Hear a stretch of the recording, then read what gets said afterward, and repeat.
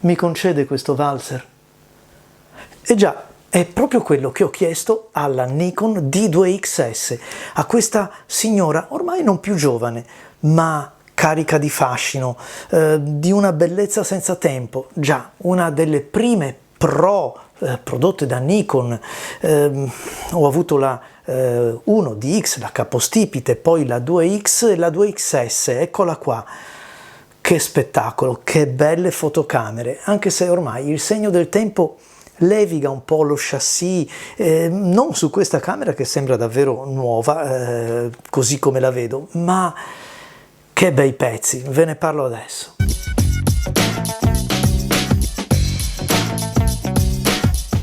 Prima di cominciare lasciatemi fare un ringraziamento a Daniel di RC Foto Aprilia che mi ha gentilmente concesso questo giro di valzer con la Nikon D2XS, che è l'argomento del video di oggi.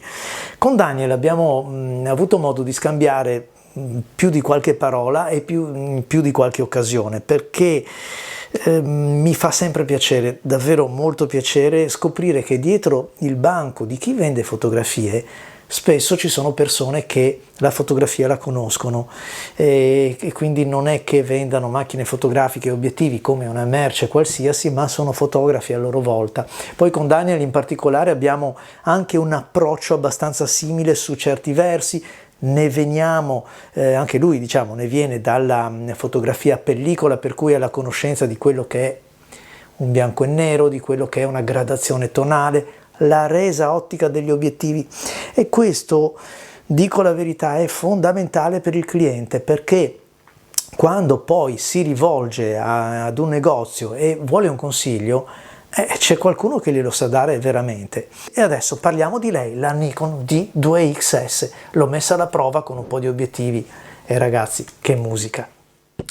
Qualche cenno tecnico su una fotocamera che debutta nel 2006, solamente 2 anni dopo la versione D2X. In effetti non ci sono stravolgimenti, c'è qualche lievissimo cambiamento e qualcosa che secondo me Nikon non ci ha mai rivelato. Effettivamente i colori di questa fotocamera sembrano colori e gamma leggermente migliori della D2X, ma può essere anche la suggestione del modello nuovo che allora avevo per le mani che mi fanno ritenere questo. Sta di fatto che al momento del lancio costava 5.000 euro, pensate un po', quindi è una super fotocamera a tutti gli effetti ancora oggi, anche se il tempo è passato. La raffica 5 fotogrammi al secondo, le aree di autofocus solo 11, certo sono dati un po' pochini, probabilmente qualche prosumer riesce a fare nettamente meglio oggi, ma la qualità. Un vero spettacolo di camera, solida, massiccia, un'impugnatura con una presa da carro armato, e poi sopra è la classica Nikon con tutti i comandi, quindi se siamo abituati a lavorare con queste ritroviamo tutti i comandi al loro posto, dove tra l'altro sono anche sulle camere di oggi. Qua abbiamo la chiusura del mirino, un'altra chicca che purtroppo si perde su tantissime camere. I comandi sono gli stessi che ancora oggi equipaggiano, a parte qualche lieve piccola differenza che è dovuta ovviamente al progresso, alla miniaturizzazione.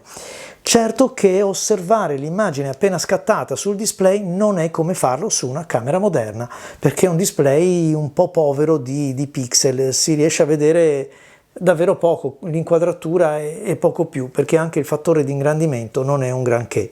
E poi tutti gli altri comandi che sono quelli che Nikon ha sempre mantenuto, anche se appaiono un pochettino datati, pur essendo sempre gli stessi, tipo questo per ridurre o aumentare, ormai insomma con uno schermo touch si fa così presto e si amplifica, si controlla, si gira, si guarda, tasti che stanno un po' scomparendo. E poi i 3 pulsanti che sono rimasti questi anche abbastanza simili nel tempo, l'ISO, la qualità, il white balance, cioè quello che ci serve immediatamente a disposizione.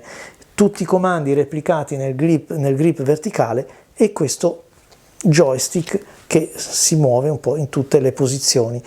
Sempre bello l'apertura dello sportelletto, con questo meccanismo di sicurezza. La scheda, manco a dirlo, è una CF, le SD erano ancora da venire. E come le pagavamo care quelle schede. Lateralmente abbiamo le prese, quelle per scaricare le foto, per connettersi, e la presa quella per l'uscita audio-video, che è questa qua e non è quella del microfono.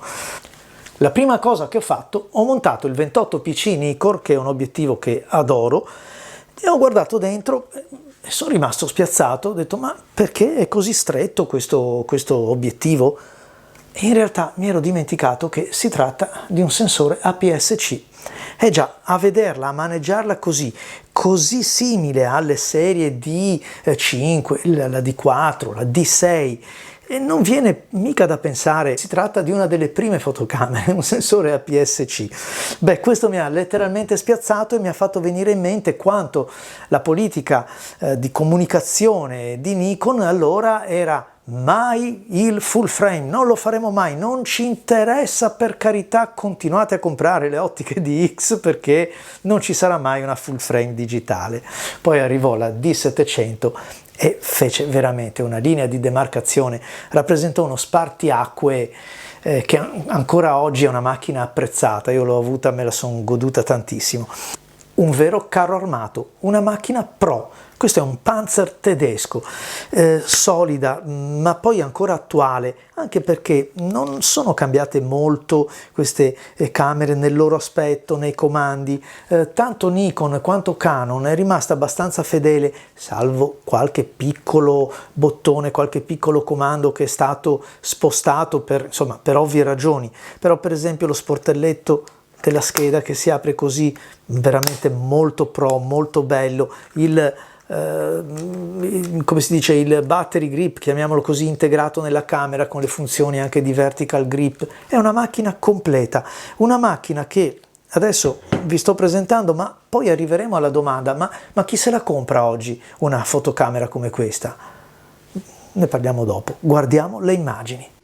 Vi ho accennato prima ai colori, ad una gamma che certo non è quella dei 14 stop che ci promettono le fotocamere di oggi, ma è una gamma dinamica sincera. È quello che ci aspettavamo da una fotocamera digitale nel 2004, tutti coloro che provenivano dalla pellicola. Le pellicole quelle super veloci per il paesaggio, le pellicole quelle un pochettino più fini per il ritratto.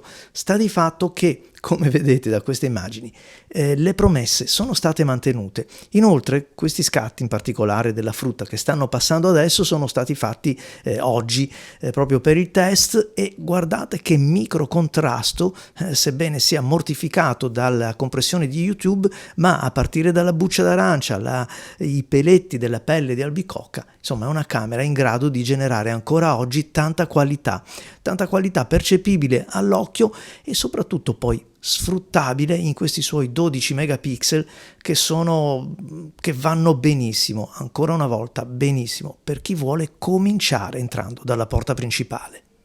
E allora, chi se la compra una fotocamera come questa nel 2024? Una fotocamera che ha i suoi anni alle spalle, però credetemi, ha ancora molto da dire. In che cosa?